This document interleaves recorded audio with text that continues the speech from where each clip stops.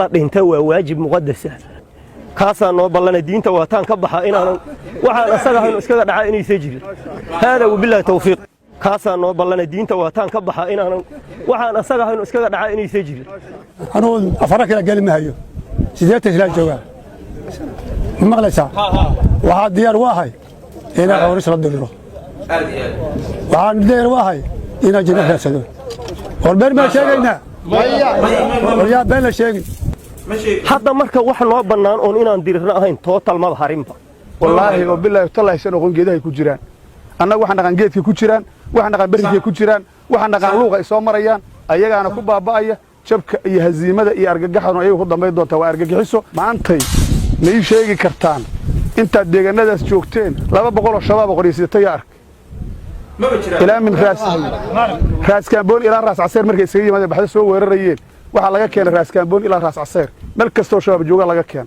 deegaanada aan joogna wali 100 meel joogta laguma arag ma dhici karto inaan unug iyo laba unugood oo barabukis ceelashayadii iyo naftayadii iyo maalkayagii lagu gubaysto dadka raaxaji salaaman halkaan fadhiya ma waxaan yeelnaa waxa annaga noo roon ilmaha yagana u daran mise galabta waxaan yeelnaa waxa annaga noo daran ilmaha yagana u roon taan qaadayna annaga waxa noo daran waa dhimaynaa inaan dhimanno waa ilmahana waxa u roon in annagu noolaamayne ay ku noolaadaan qarni soo socda waxa meeshan ka dhaca Allahu akbar Allahu akbar Allahu akbar falillahi alhamdu wasaaradda cadaaladda social media waa xaqdir madaxweyne xasan sheekh maxamuud ra'iisul wasaare xamsow tuutaa soo xirta madaxtooyada ka soo baxa haddaad maanta tuutaa soo xiro weysaan waxa weeye shacabka reeyiran iyo reegel guduud iyo gobolada dhexe ama maanta waxa weeye qawaarita al-shabaab in la dagaalamo fahmay haddii aanan horkicin waxa weeye aan dhiiri gelin waxa imaanaysa in idinkana madaxtooyada la idinku yimaado Soomaaliya oo dhamna ay dulanimo qaadato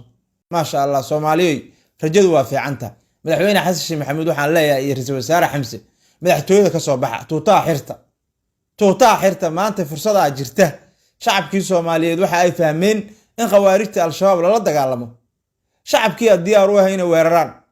haddii maanta marka shacabtaas diyaarka ah haddii maanta aan la garab istaagin oo aan madaxweynaha iyo ra'iisul wasaaruhu inta tuutaa xirtaan oo aysan jiida hore dagaalka tagin hadda uu ka socdo gobolka Hiiraan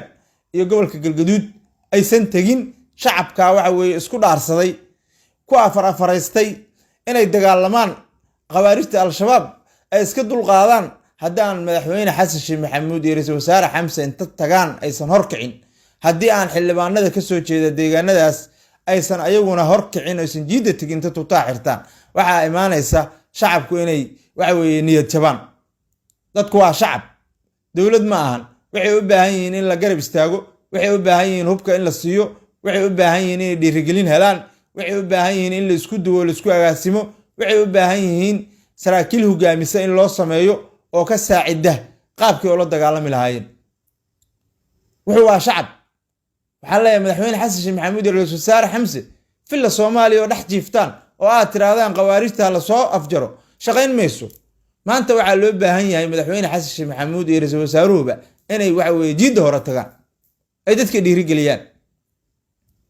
maanta taasaa loo baahan yahay haddaysan taas maanta la helin haddii aan taas maanta la helin waxaa la weynayaa cid khawaarijta al-shabaab la dagaalanta la weynayaa maanta sharaf waxaa Soomaaliya oo dhan u ah in shacabkii Soomaaliyeed ay fahmeen khawaarijta al-shabaab in la dagaalamo oo shacabkii ay taagan yihiin annagaaba la dagaalamaynaaba annaga weerarayna maanta Soomaaliya oo dhan sharaf waxa u ah in dawladda Soomaaliya ciidankeedii ay shabaab weerarayaan maanta kaliya ciidamada dawladdu buulo barde deegaano hoostaga waa ku weerareen al-shabaab waxa weeye balcad iyo afgooyo inta u dhaxeeda basra waa ku weerareen ayadana ciidamada dawladda waa weerar qaadaya ma sha Allah waxa weeye taasi rajo fiican ah muuqata rajo fiican wasaaradda cadaaladda social media waa xaqdir shacabka Soomaaliyeed cadawga xasuuqaya ee waxa weeye noloshooda la dagaalamaya inay ku dhiirigeliso in dadku ay fahmaan in shabaabnimada la diriri karo ayay wasaaraddu u joogtaa halkan wasaaraddu midaas u taagan tahay shacabka inay dhiirigeliso runta in laga gambada ma ahan waxa weeye naftu saacaday leedahay laa yastaaqiruuna saacatan walaa yastaqdimuuna aaminsanta khawaarijta al-shabaabna waxa weeye shacabka Soomaaliyeed inay fahmaan in la diriri karo ayay ku dhiirigelinaysaa taasay ku dhiirigelinaysaa shacabka Soomaaliyeed muhiimadda loo baahan yahay maalinba wixii taagan laga hadlaa muhiimadda loo baahan yahay maalinba wixii taagan laga hadlaa waxa weeye qof walba saacad uu leeyahay saacadiisu dhimanaya wasaaraddu shacabka Soomaaliyeed ee waxa weeye la xasuuqayo hantidoodii la burburinayo dhiigooda la banaystay ayay waxa weeye la nooshahay qalbigii kala noosha